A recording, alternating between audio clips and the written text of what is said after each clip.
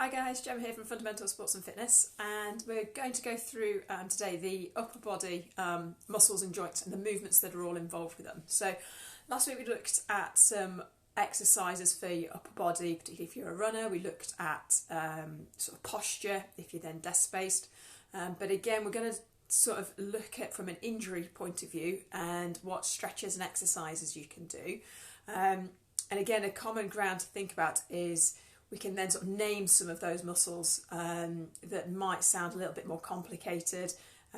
So you've just got a bit more knowledge and understanding of all the areas. So similar to when we did the lower body section, I've got the muscle man drawn up with the nice labels on them. So I'll be able to kind of point you in the right direction with all of those.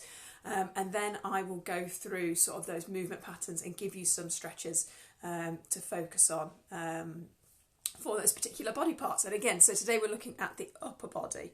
So I'll just flick the camera around so you'll be able to see. Move that a little bit closer.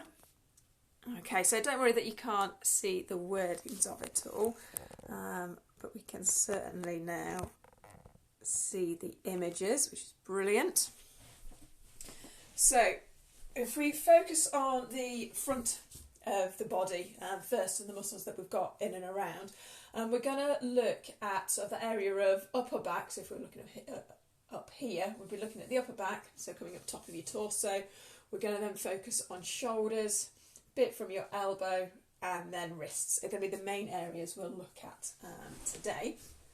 So anything that is involving your shoulder joint, we've got sort of the front of your shoulder, so your deltoid. Again, you have that same section coming across on the back. Okay, so your deltoid. We also have your pectoralis minor, which is up at the top. Okay, but focusing deeper underneath than that pec major. Okay, which is your main muscle group just here. Okay, so that would be if you were looking at your shoulder from the front. Some movements as well that involve your arm. Okay, and that shoulder movement. You've got your serratus anterior, so those muscles that, if you're looking like the bodybuilder or the Rocky from boxing, those are what would be developing within there, and that helps that movement of your arm raising up and down.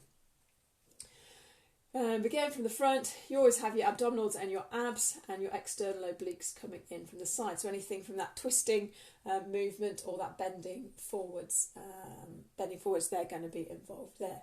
And then again, if you take from that front of your arm, you've got your bicep at the top, okay, and then we have your wrist flexors down the front of your arm. So if you had a sort of palm facing up, that's where you'd see those.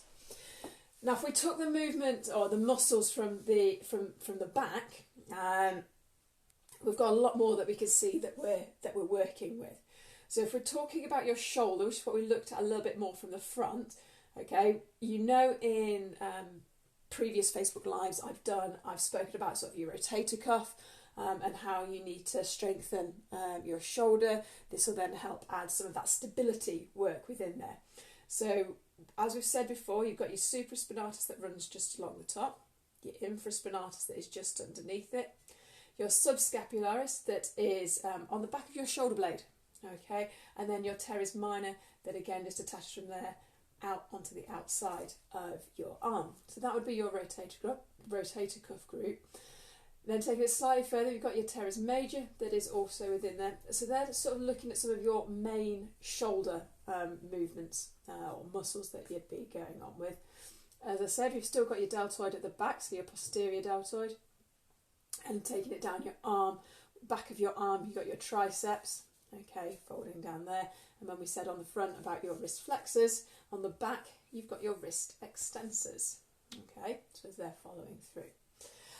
Now, we've got the muscles in your neck that are responsible for that movement sort of forwards and backwards and then that side to side.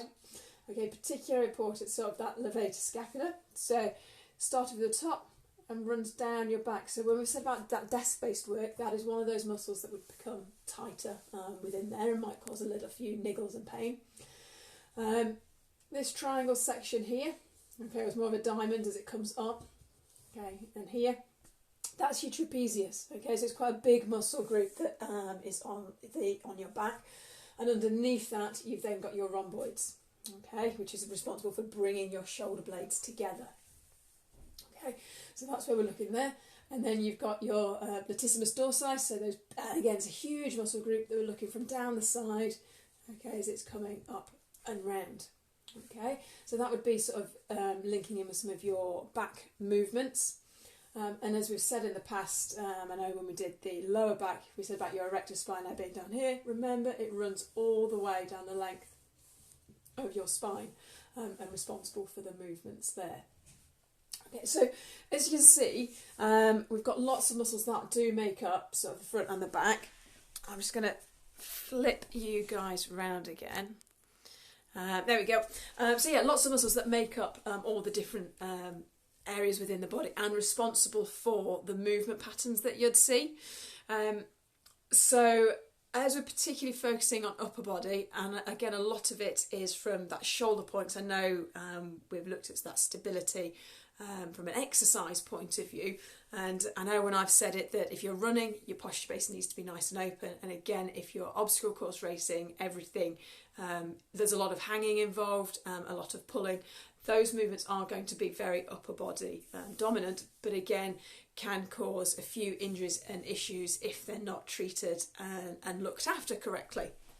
So what we'll do, we'll just work through the main muscle groups that we've got, and again I'll show you the movements that would be involved within all of them, and then give you some stretches that would be important for them too. Again, we don't need much equipment for what we've got today, which is, so it means you can do anything at any point with them. So looking at your neck, the simple bits that we've got that flexion as if we're coming forward, extension as if we're moving back, and then those rotation movements. Okay, so again, there's not too much going there. You can also go side to side with those lateral flexions, and so you'd feel that, okay, from your capitas muscles, okay, so your Levator Scapula coming down there, what would be worth stretching. Again, if you're looking at then your upper back, we've got those movements if we're coming forwards, okay, back, again side to side. Now your upper back has less movement in it than your lower back, so that lumbar spine that we looked at previously, but you can still get that movement from your upper spine, which is important to look at. I'm just going to close the blinds. I can see you guys having a bit of issue with some of the lighting. There we go. So hopefully you can see me a little bit better now. It's got extra dark. Let's put a light on. There we go. Mood lighting's helped it a little bit. So those movements from your back. Now, for your stretchers, because again, when you're thinking about if you've been doing exercise or you've been sitting down at a desk quite a lot, this whole area is going to become much, much tighter. So what I would look at is getting a pole or a broomstick, something that you can put behind your shoulders. If you're standing up, okay, the pole is resting here, okay, and then from that movement you can steadily just rotate side to side. Now the pole is great because it's opening up your chest and giving your pecs a little bit of a stretch too, okay, but again we're forcing that rotation through, and I really like that one for that controlled movement of your upper back. Okay, another good one to get to, which will help upper back, and again stretching down sort of from that lat position, is if we can get onto all fours, and if you use a chair or a desk to support you, that will just raise your hands a little bit higher, and then from that position you can just gently pull back and let your neck relax, and you'll feel a lovely stretch coming down, sort of shoulders, lower back, as you're working and stretching out. And remember, anything that's stretching based, 20 to 30 seconds will give it a nice hold. So, movements from your shoulder, and these are ones that are sometimes really key that we're looking at. I know a lot of the Facebook Lives I've done recently are focusing shoulder based as we're working everything.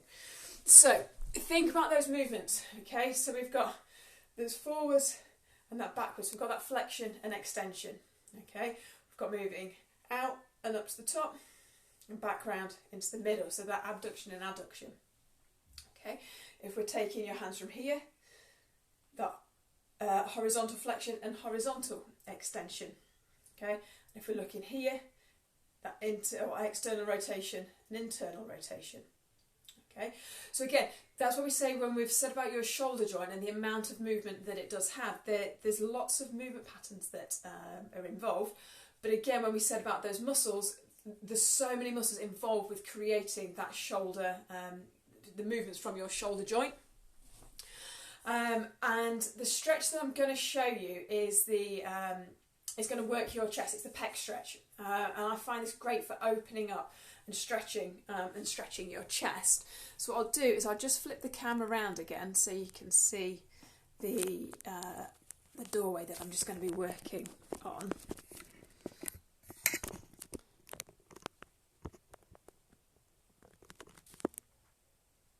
Now, I'm going to do this kneeling, just so you can completely see, but what I'd suggest for you guys is make sure you're in a standing position, but have your arm at the 90 degrees, and then you can just gently push into the stretch. And you'll be able to feel that stretch going across your shoulder into your pecs, and again, opening up that shoulder joint. So again, anything that's feeling tighter. And again, whatever you do on one side, you do on the other. So if it was coming from the other way, you'd see my arm at that 90 degrees and just gently pushing in to the movement. Now, as I said, I've just done it kneeling there purely so it's easier to get it on camera. But for you guys, do it standing, and you can lean into it much more, and you get a much better position with it all there. Then, if we're looking at your elbow, okay, so the movement's coming from here. Again, nice and simple, just that flexion and extension. Okay, so it's your biceps and triceps that are doing the work for you as we're doing that one. So nothing too elaborate with that one. And then again, the same with your wrist. Okay, we've got the movements of that flexion and extension, and then pronation and supination as we're twisting over. Now, from an obstacle race point of view, if you're finding your muscles are getting particularly tight or your grip is going, it is your wrist flexors and your wrist extensors that are getting, we say more pumped, okay, and they're getting what is fatiguing a lot more. I know when I massage a lot, or I've been training or gripping onto the dumbbells and barbells, it's the wrist flexors and wrist extensors that get much tighter and need more work going through them from a stretching point of view. So a couple of stretches that I like are just taking from your hand and just moving your hand back. Okay, so we're effectively trying to extend it through a stretch, and you'll feel that stretch coming in down here. Okay, and you can do the same the other way around. Okay, and then from a massage point, you can find some of your trigger points just up and around the top here. Okay. And again, just nice circular motions, okay, as you're stretching, or I say massaging that area. And you'll, again, find some areas that are more tender than the others, okay? And when you find those areas, just massage into them a little bit more. And that, again, will just help release the muscles, which you'll then find your forearms won't be as tight, which will then help your grip, which will mean you'll either be able to train for longer, or from my point, not being quite as much pain when I'm then massaging or hanging from monkey bars or pull-up bars or anything like that. So yeah, let me know how you get on, guys. There's a few stretches in there that will help you. And if you've got any other questions, you want any advice on anything, just drop me a message and put it in the comments box, and I'll see you all soon.